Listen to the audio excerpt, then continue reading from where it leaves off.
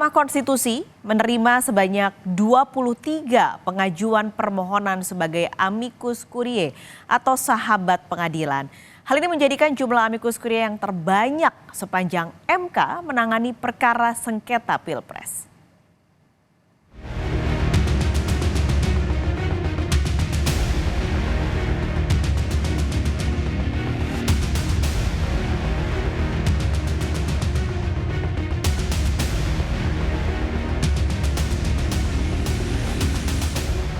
Amicus curiae atau sahabat pengadilan terbanyak sepanjang sejarah Mahkamah Konstitusi menangani perkara PHPU Pilpres. Setidaknya, MK menerima 23 pengajuan permohonan sebagai sahabat pengadilan atas perkara perselisihan hasil pemilihan umum. 23 sahabat pengadilan yang diajukan ke MK termasuk pribadi seperti Megawati Soekarno Putri, Rizik Syihab, Ferry Amsari, Reza Indragiri, serta aliansi dan yayasan seperti Aliansi Akademisi dan Masyarakat Sipil Indonesia dan American Lawyers Association. Bukan hanya itu, Senat Mahasiswa Sekolah Tinggi Filsafat Driyar Kara turut mengajukan diri sebagai amicus curiae ke Mahkamah Konstitusi. Dalam surat amicus curiae, Senat Mahasiswa STF memohon Majelis Hakim MK mengabulkan seluruh permohonan kubu Anies Muhaimin dan Ganjar Mahfud. Menurut mereka, proses Pilpres 2024 telah memunculkan wajah penyalahgunaan kekuasaan.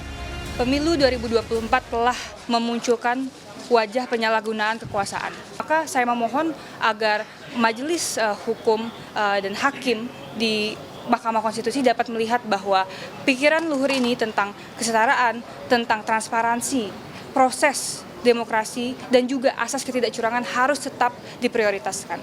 Dan yang ketiga, kami memohon kepada hakim-hakim Mahkamah Konstitusi Republik Indonesia untuk mencegah dan memberhentikan praktik-praktik pemusatan kekuasaan di eksekutif. Pengajuan diri sebagai sahabat pengadilan atau amicus curiae juga dilakukan Koalisi Masyarakat Sipil dan Rohaniawan. Dalam suratnya, koalisi memohon Hakim Konstitusi menjatuhkan putusan berdasarkan etika sekaligus mengadili untuk memperbaiki nilai-nilai kebangsaan. Ini menjadi salah satu butir-butir pertimbangan mengetuk hati nurani agar supaya para hakim Mahkamah Konstitusi yang mulia bisa benar-benar memakai akal yang sehat dan sebagai bangsa beragama dan dia dengan etika keagamaan yang tulus, para spiritual yang tinggi sehingga bisa memutuskan keputusan tanggal 22 April dengan seadil-adilnya, imparsial. Selain nama-nama di atas, ada juga Ketua Umum Federasi Serikat Pekerja BUMN Bersatu, Arief Puyono, yang mengajukan surat amicus curiae atau sahabat pengadilan ke Mahkamah Konstitusi terkait sengketa Pilpres 2024. Namun, berbeda dengan pengajuan amicus curiae dari pihak lain, Arief justru meminta Hakim MK menolak permohonan sengketa Pilpres yang diajukan Anies Muhaimin dan Ganjar Mahfud. Arief menilai kemenangan Prabowo Gibran sudah sah tanpa unsur kecurangan. Ia juga menambahkan proses pemilihan presiden berjalan lancar tanpa protes dari masyarakat.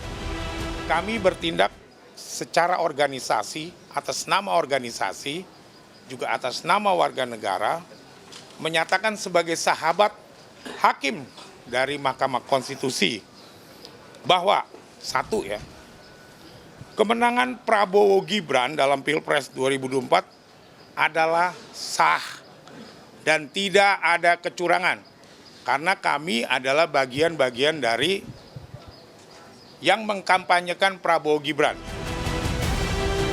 Batas akhir pengajuan amicus curiae ke Mahkamah Konstitusi dalam perkara perselisihan hasil pemilihan umum presiden dan wakil presiden tahun 2024 telah berakhir pada 16 April lalu.